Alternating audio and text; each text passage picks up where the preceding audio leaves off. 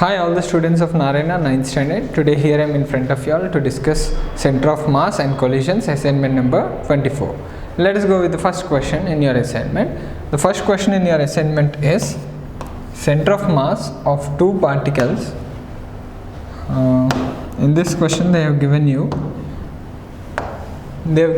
two particles masses, which is m1 is 2 kg, this is m1, and m2 is given as 1 kg, this is m2. Okay, now they have also given you the coordinates also. Coordinates, like they have given you this coordinate as x1, y1 and z1, right? And this is x2, y2 and z2, right? Now when you are giving these coordinates, two coordinates, then if you want to find the center of mass of these two bodies, then you will be trying to find out the x center of mass from x point of view, and y center of mass from y point of view, and z center of mass from z point of view. When you go with x component, so m1 x1 plus m2 x2 by m1 plus m2. And now here m1 y1 plus m2 y2 by m1 plus m2. And for z center of mass, you will be doing m1 z1 plus m2 z2 by m1 plus m2. So here m1 is nothing but 2 kg, x1 is nothing but 1, plus m2 is nothing but 1, x2 is nothing but 0, sorry, x2 is 2, by m1 is how much? M1 is 2 plus 1, we will be having 2 plus 2 by 3, which is nothing but 4 by 3, right? So 4 by 3 as x component. And for y terms, if you want to see, again you can substitute that y values also. m1 is 2, y1 is how much? y1 is 0, plus m2 is 1, y2 is 2 by 3. Now how much you are going to get? 2 0 0 and 2 by 3, you are going to get 2 by 3 as y center of mass. In terms of z center of mass, you can get another value like m1 is 2, z1 is 1, plus m2 is 1, z2 is 0 by 3.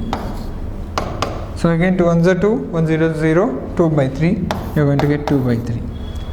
So now x center of mass, y center of mass and z center of mass is given.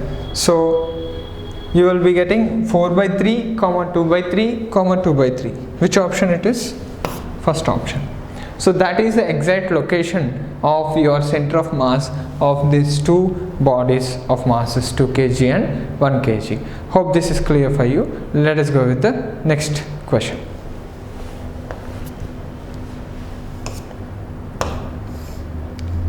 Coming to this question, we have one more problem. Here we have a position, that means a position vector is given, and masses are also given anyway. Both the masses are given in grams, so we'll calculate completely in grams only, no problem. We don't have to change it into SI and all. And we have a position vectors, two position vectors we have. Now let us think this is R1, position vector R1 bar is equals to this much, and position vector R2 bar is this one. Okay, this is R2 bar. Now what we'll try to do is, we'll try to figure out their center of mass position. Center of mass position, if you want to have, if you want to find position vector of their center of mass. position vector of their center of mass. If you want to find out, the formula for that is basically the formula for that is R center of mass is equals to m1 r1 bar plus m2 r2 bar by m1 plus m2. Now how much is m1 given over here? 100. r1 bar is given as 2 I cap plus 5 j cap plus 13 k cap. Now and m2 is given as 300 plus 300 into the position vector, second position vector, you can write it around like minus 6, right? Minus 6 I cap plus 4 j cap plus 2 k cap by 100 plus 300, right? Now what happens is 100 plus 300, you just multiply inside, you are going to get 200, 500 and 1300. So I'll just multiply it inside and I'll get 200 I cap plus 500 j cap plus 1300 k cap, right? Now what you will be doing, you just multiply 300 inside, you will get 1200 minus 1200 I cap minus 1200 I cap plus 300 into 4, you will be getting 1200, sorry, this is 1800, 1200 j cap plus 600 k cap, 600 k cap, right? Because 300 into 2 is 600, 300 into 4 1200, 300 into 6 1800, right? So now this is the total value. Now if you try to subtract from 800, you will be getting 700 I cap. You will be getting 700 I cap, 700 I cap, because you just take out this minus 1800, you will get minus 700 I cap, and 500 j cap plus 1800 j cap, you are going to get 500 j cap, you are going to get 1800 j cap, right? So this is minus 700 I cap. Next you will have 1300 k cap plus 600 k cap. So how much you are going to get? 1900 k cap, 1900 k cap, right? We will take hundreds common, you will get 7, sorry, this is 1600, you will be getting 1600, and this is 1900 k cap. So finally what you will be having is, you just take 100 as common, and you will be having 400 at the denominator, 400, and you take 100 as common, you will be getting 100 if you take common, and you can write it as 4 into 100 or 100 into 4, 100 into 4. If you take 100 common from the starting one, you will be getting 16 I cap as a common, and from minus 16 plus what you will be having, you will be having 17 common, j cap, this is I cap, and plus another one more thing which you have it over here is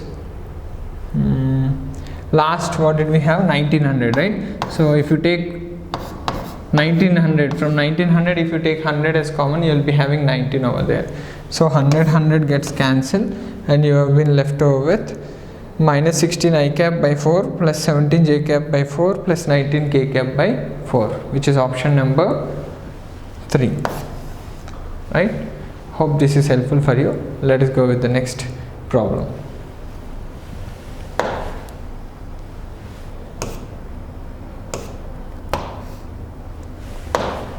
So the next problem over here is